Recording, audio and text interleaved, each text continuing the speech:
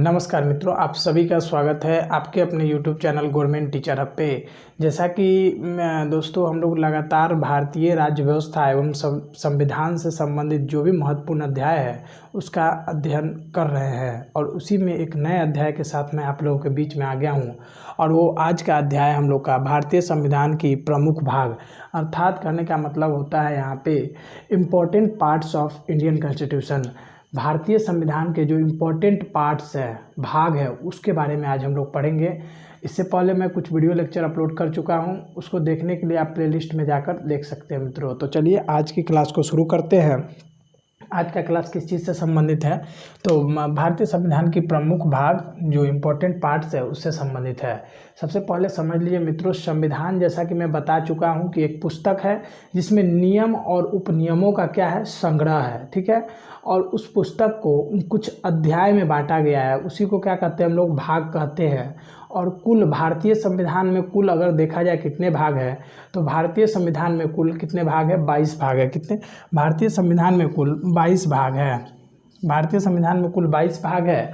और अगर इन भागों को अगर आप गणना के आधार पे देखें तो गणना के आधार पे 25 है। गणना के आधार पे कितने हैं? तो गणना के आधार पर ये कुल 25 भाग है। अब आप मित्रों समझना चाहते हैं कि गणना के आधार पे किस तरह से देख रहे हैं हम लोग, और मूल संविधान में जो 22 भाग है उसको किस तरह से देख रहे हैं। तो देखिए मित्रों, मैं बताता हूं आप लोग को। जैसा कि आप यहाँ देख रहे होइएगा कि एक है हम लोग का भाग 9 और दूसरा क्या है, भाग 9 का क। तो इसको जो है संविधान संशोधन के माध्यम से जोड़ा गया है, तो यह एक नया भाग है। लेकिन अगर आप देखें तो यह 9 का ही क्या है, क है, 9 का ही ए भाग है। तो इसे आप किस तरह से समझिए, तो इसको अगर गणना करिएगा इस प्रकार से, तो गणना करने के आधार पे कुल 25 भाग हो जाते हैं। भारतीय संविधान में कितने? 25 भाग हो जाते हैं। तो चलिए आज के लेक्चर को शुरू करते हैं। सबसे पहले समझते हैं मित्रों कि जो भाग 1 है वह किस चीज़ से संबंधित है। तो याद रखिए मित्रों, भारतीय संविधान में जो भाग 1 है वह किस चीज़ से संबंधित है? वह हम लोग का संबंधित है संघ एवं उसके राज्य क्षेत्र से संबंधित है। किससे? संघ एवं राज्य क्षेत्र से संबंधित है, यूनियन एंड इट्स टेरिटरी से संबंधित है। तो उसी बात को मैं यहाँ पे लिखा हूँ। भारतीय संविधान का यहाँ देखिए भाग, और यह किससे संबंधित है, इसका विषय क्या है, और अनुच्छेद, यह कितना अनुच्छेद से लेके कितना अनुच्छेद के बीच में इसका अध्ययन हम लोग करते हैं, उसे ही क्या कहते हैं, अनुच्छेद। तो यहाँ जो भाग 1 है हम लोग का, वो किस चीज़ से संबंधित है? संघ एवं उसके राज्य क्षेत्र से संबंधित है, जो कि अनुच्छेद 1 से लेकर 4 तक इसका हम लोग अध्ययन करते हैं। अब बात कर लेते हैं भाग 2 किस चीज़ से संबंधित है। तो भाग 2 जो हम लोग का मित्र संबंधित है वह नागरिकता से संबंधित है, अर्थात सिटीजनशिप से संबंधित है। और नागरिकता का वर्णन भारतीय संविधान के भाग 5 से लेकर 11 तक किया गया है। तो एक बार देख लीजिए इसको मित्रों। भारतीय संविधान का जो भाग 2 है वह किससे संबंधित है? नागरिकता से संबंधित है। और इसका वर्णन कितने अनुच्छेद से कितने अनुच्छेद के बीच में किया गया है? तो अनुच्छेद 5 से 11 के बीच में किया गया है। भारतीय संविधान का भाग 3 जो है मित्रों, वो बहुत ही ज़्यादा बहुत इम्पोर्टेंट है, जिसका नाम है मौलिक अधिकार। क्या नाम है? मौलिक अधिकार। भारतीय संविधान का भाग 3 किससे संबंधित है? मौलिक अधिकार से संबंधित है। और इसका अनुच्छेद कहाँ से कहाँ तक के अनुच्छेद के बीच में इसका अध्ययन करते हैं? तो अनुच्छेद 12 से लेकर 35 तक इसका अध्ययन करते हैं। तो इसी बात को यहाँ पे लिखा हुआ मित्रों देख सकते हैं। भाग 3 जो किस चीज़ से संबंधित है? मौलिक अधिकार अर्थात फंडामेंटल राइट से संबंधित है। और इसका वर्णन भारतीय संविधान के भाग 3 में और अनुच्छेद 12 से 35 में किया गया है। इसको आप स्टार मार्क ला लीजिए, ये बहुत ही ज़्यादा इंपॉर्टेंट हो जाता है आपके लिए। आप किसी भी एग्जाम की तैयारी कर रहे हैं, यूपीएससी हो गया, बीपीएससी हो गया, या किसी भी स्टेट पीसीएस की तैयारी कर रहे हैं, एसएससी, रेलवे, या कोई भी शिक्षक भर्ती की परीक्षा की तैयारी कर रहे हैं, उसमें यह बहुत ही महत्वपूर्ण उपयोगी है आपके लिए। अगला भाग कौन सा है? तो अगला भाग जो है हम लोग का 4 नंबर, वह संबंधित है राज्य के नीति निदेशक तत्व से संबंधित है। किससे?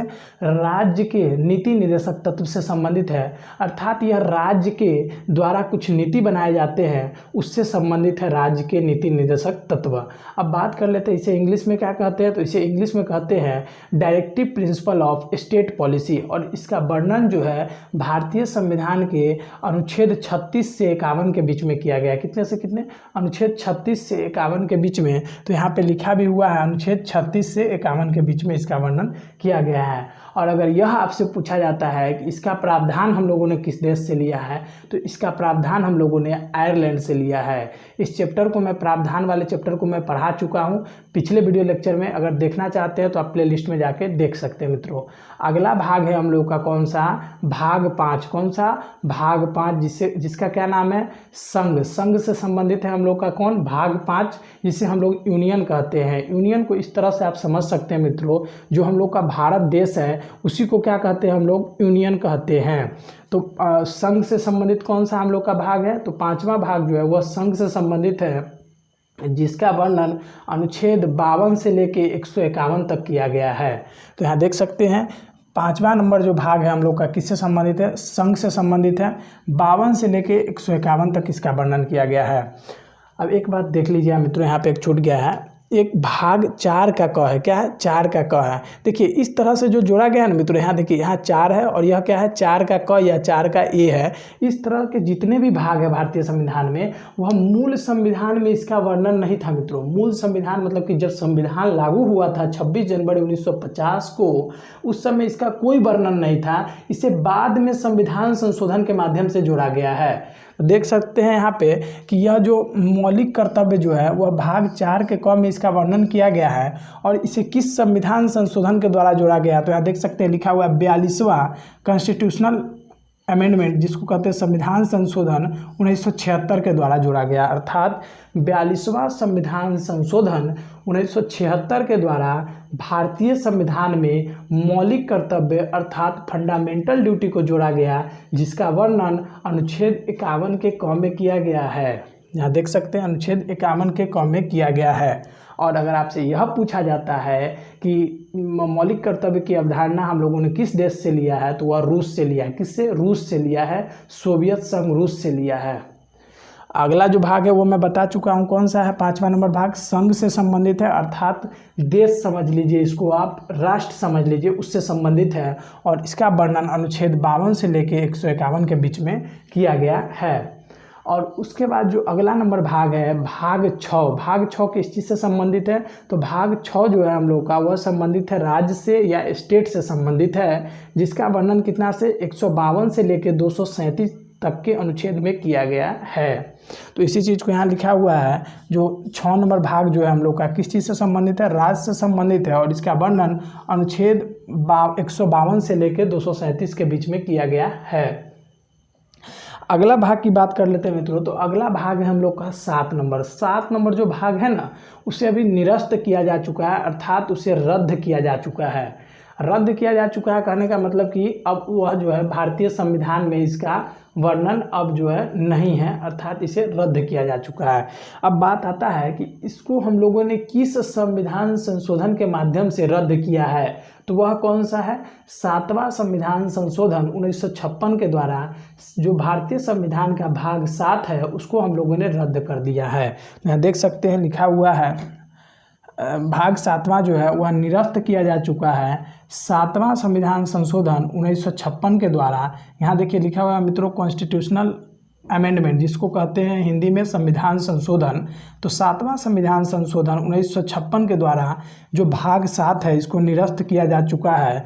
और इसके अंतर्गत कौन से अनुच्छेद आते थे, तो 238 नंबर अनुच्छेद आते थे, लेकिन अभी वर्तमान में इसको निरस्त किया जा चुका है, तो ज़रूरत नहीं है उसको जानना।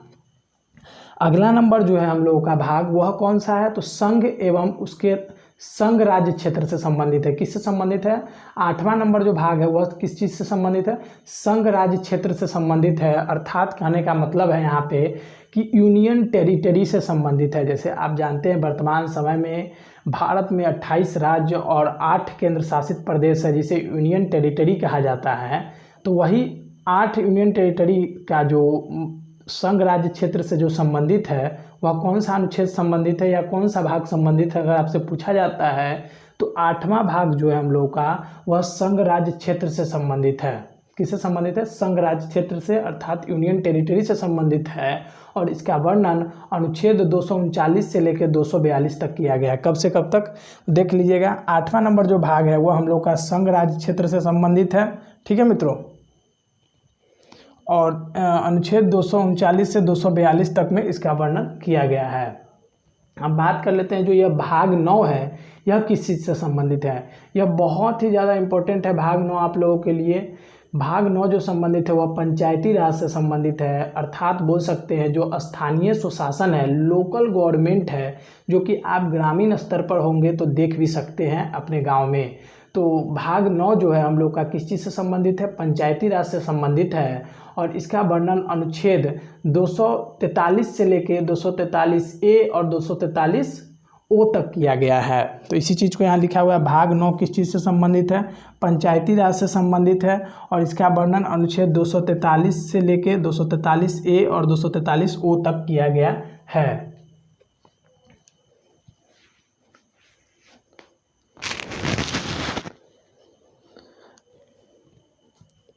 अब आगे जो हम लोग का भाग है वह समझ चुके हो या 9 का क किस चीज़ से, 9 किससे संबंधित है, पंचायती राज से संबंधित है। 243 से लेकर 243A 243O तक इसका वर्णन किया गया है। यहाँ पे मित्रों समझ लीजिए 243A से लेकर 243O तक, कहने का मतलब ABCD इस प्रकार करके O तक जो है वह इसी चीज़ से संबंधित है। किस चीज़ से, पंचायती राज से। मित्रों एक बात यहाँ समझ लीजिएगा कि यह जो यहाँ तक मैं लिखाया हूँ भाग 6 तक, अनुच्छेद 152 से लेकर 237 तक, इतना ही तक आपका अनुच्छेद महत्वपूर्ण है। ठीक है मित्रों, इसमें समझने के लिए अभी फिलहाल। और आगे जो ये सभी अनुच्छेद लिखे हुए हैं ये सभी उतने ज़्यादा इम्पोर्टेंट नहीं है। यह जब पूरी तरह से इसका अध्याय पढ़िएगा तो वहाँ बेहतर रहेगा आपके लिए समझना। ठीक है मित्रों, तो आप यहाँ तक के अनुच्छेद को सिर्फ याद कर लीजिए और भाग जो जितना भी यहाँ लिखा हुआ है उसको याद कर लीजिए, वो बहुत महत्वपूर्ण रहेगा आपके लिए।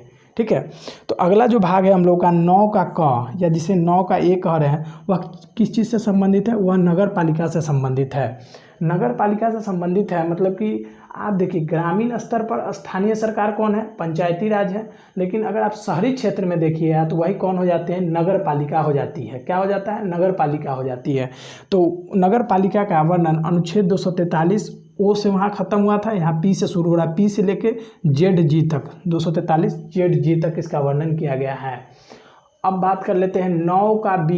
9 का B कहने का मतलब है 9 का B जो भारतीय संविधान का 9 का ख जो नंबर जो भाग है वह किस चीज़ से संबंधित है, वह संबंधित है सहकारी समिति से। किस चीज़ से, सहकारी समिति से।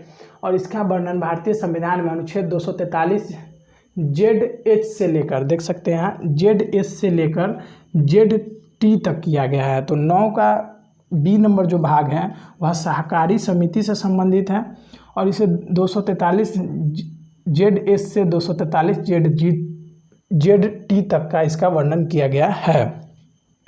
भाग 10 जो संबंधित है हम लोग का, वह अनुसूचित जनजाति क्षेत्र से संबंधित है। किससे, अनुसूचित जनजाति क्षेत्र से।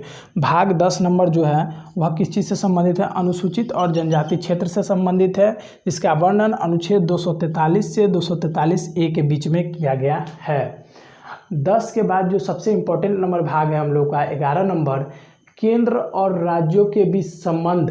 केंद्र और राज्यों के बीच संबंध कैसा होगा, इसका वर्णन किस भाग में किया गया है, भाग 11 में किया गया है। और किस अनुच्छेद तक किया गया है मित्रों, तो वह किया गया है 245 से 263 तक में। तो यहाँ भाग 11 जो संबंधित है किस चीज़ से, संघ और राज्य के बीच से संबंधित है। संघ और राज्यों के बीच संबंध से संबंधित है। अब अगला जो भाग है हम लोग का इम्पोर्टेंट है, 11 नंबर भाग के बाद सीधा जो इम्पोर्टेंट है हम लोग का वह 14 नंबर भाग इम्पोर्टेंट है। और 14 नंबर भाग किस चीज़ से संबंधित है, तो केंद्र और राज्यों के अधीन सेवाएं। केंद्र के अधीन कौन कौन से सेवाएं आते हैं, राज्य के अधीन कौन कौन सेवाएं आते हैं, उससे संबंधित है भाग 14। किस चीज़ से संबंधित है, केंद्र और राज्यों के अधीन सेवाओं से संबंधित है। और इसका वर्णन 308 से लेकर 323 तक किया गया है। 308 अनुच्छेद 308 से लेकर अनुच्छेद 323 तक इसका वर्णन किया गया है। अगला भाग है हम लोग का निर्वाचन है। यहाँ से मित्रों एक बात ध्यान रखिए, मैं बार बार बोल रहा हूँ, आपको सिर्फ भाग याद रखना है और विषय याद रखने हैं। अनुच्छेद अभी उतना इम्पोर्टेंट नहीं है। जब आप इसको अध्याय पढ़िएगा अध्यायवार, तब आपको जाके वहाँ पर बेहतर समझ में आएगा। तो भाग नंबर 15 किस चीज़ से संबंधित है, निर्वाचन से संबंधित है। निर्वाचन से संबंधित है और इसका वर्णन अनुच्छेद 324 से लेकर 329A तक किया गया है। अगला जो भाग आता है हम लोगों का कुछ वर्गों के लिए विशेष उपवन, जो कि भाग 16 है। कुछ वर्गों के लिए विशेष उपवन अर्थात जैसे कि आप देखते हो या वर्तमान समय में SC ST OBC जितने भी हैं उन सभी के आरक्षण की जो अवधारणा है वह यहीं से निकलती है, भाग 16 से, जो किस चीज़ से संबंधित है, कुछ वर्गों के लिए विशेष उपवन से संबंधित है, जिसका वर्णन अनुच्छेद 323 से लेकर 342 तक में किया गया है। अगला जो भाग है हम लोग का वह भाग नंबर 17 है। कौन सा भाग है? भाग नंबर 17 किस चीज़ से संबंधित है? राज्य भाषा से संबंधित है। किस चीज़ से संबंधित है भाग 17? तो भाग 17 जो संबंधित है हम लोग का राज्य भाषा से संबंधित है और इसका उल्लेख अनुच्छेद 343 से लेकर 351 तक किया गया है। और अगला जो भाग है हम लोग का भाग नंबर 18 जो किस चीज़ से संबंधित है? आपातकाल से संबंधित है या आपातकालीन उपबंध से संबंधित है, जिसका वर्णन भाग 18 में किया गया है और अनुच्छेद 352 से लेकर कितना 360 तक किया गया है। आपात उपबंध 352 से लेकर 360 तक किया गया है। मित्रों याद रखिए 3 प्रकार के आपात की अवधारणा भारत में दी गई है। पहला कौन सा है? तो पहला है राष्ट्रीय आपातकाल, दूसरा है राष्ट्रपति शासन और तीसरा कौन सा है? वित्तीय आपातकाल। अगर आपातकालीन व्यवस्था की जो अवधारणा है हम लोगों ने जर्मनी से लिया है और वही अगर बात करें वित्तीय आपातकाल की अवधारणा हम लोगों ने कहाँ से लिया है? अमेरिका से लिया है। इस बात को मैं कल बताया भी था मित्रों आप लोगों के बीच में। और एक बात याद रखें मित्रों, वित्तीय आपातकाल अभी तक एक बार भी भारत में नहीं लगा है। राष्ट्रीय आपातकाल 3 बार लग चुका है और राष्ट्रपति शासन तो अनगिनत बार लग चुके हैं। ठीक है मित्रों, तो 352 से लेकर 360 तक इसका वर्णन किया गया है। भाग 19 जो है वह किस चीज़ से संबंधित है? प्रकीर्ण से संबंधित है अर्थात मिसलेनियस है। जो बहुत सारे जो अनुच्छेद है जो एक तरह के नहीं है उन सभी अनुच्छेद को लाके इसमें रख दिया गया है। और यह अनुच्छेद कितना से कितना तक इसका वर्णन है? अनुच्छेद 361 से लेकर 367 तक इसका वर्णन किया गया है। और अंतिम जो सबसे इम्पोर्टेंट भाग है वह हम लोग का कौन सा है? संविधान संशोधन, कॉन्स्टिट्यूशनल अमेंडमेंट से संबंधित है, जिसकी अवधारणा हम लोगों ने दक्षिण अफ्रीका के देश से लिया है। कहाँ से? दक्षिण अफ्रीका के देश से लिया गया है और इसका वर्णन भारतीय संविधान के भाग 20 में और अनुच्छेद 368 में किए गए हैं। अब मैं आशा करता हूं मित्रों कि यह जो आप लोगों को उस समय नहीं समझ में आया अब समझ में बेहतर आ रहा होगा कि मूल संविधान जब हम लोगों का लागू हुआ था तो उस समय 22 भाग थे, लेकिन वर्तमान समय में देखें तो 25 भाग है। तो यह किस तरह से 25 हो गए आपको बेहतर इस तरह से समझ आया होगा कि यह देख सकते हैं यहाँ 4 का क जोड़ा गया, 9 का क जोड़ा गया, 9 का ख जोड़ा गया। तो इस तरह से कुछ भाग जो है भारतीय संविधान में बढ़े और कुछ भाग घटे भी। जैसे कि आप यहाँ देख सकते हैं 7वां भाग जो है निरस्त किया जा चुका है। 7वां संविधान संशोधन 1956 के द्वारा, मतलब कि इसको रद्द किया जा चुका है। अब एक बात मैं बता दूं मित्रों, यह जो 7वां भाग जो था वो किस चीज़ से संबंधित था? तो उस समय मित्रों जो कुल राज्य थे भारत के 14 राज्य थे, उन 14 राज्य को group A, group B, group C और ग्रुप डी में बांटा गया था। तो उसी को group A, group B, group C को समाप्त करते हुए इस जो भाग थी 7वीं भाग, इसको रद्द किया जा चुका है 7वां संविधान संशोधन 1956 के द्वारा। तो आशा करता हूं मित्रों कि आप लोगों को वीडियो अच्छा लगा होगा और आज की जो यह क्लास थी वह समझ में भी आई होगी। एक बार मित्रों सबसे पहले आप देख लीजिएगा। तो मिलते हैं मित्रों अगले वीडियो में। इससे पहले जो अध्याय हम लोगों ने किया था भारतीय संविधान के स्रोत, उसका MCQ भी अब अपलोड हो जाएगा। MCQ अवश्य ही देखें क्योंकि MCQ आपके कॉन्सेप्ट को और बेहतर तरीके से क्लियर करता है। इसका भी MCQ कल आपका आ जाएगा मित्रों। तो आशा करते हैं कि आपको वीडियो अच्छा लगा है। अगर वीडियो अच्छा लगा होगा तो मित्रों आप चैनल को अवश्य सब्सक्राइब कर लें। कमेंट करके आप अवश्य ही बताएं कि हम क्या सुधार कर सकते हैं और किस तरह से बेहतर कर सकते हैं। आशा करते हैं कि आपको वीडियो लेक्चर समझ में आया होगा। मिलते हैं अगले वीडियो में मित्रों, तब तक के लिए जय हिंद, जय भारत।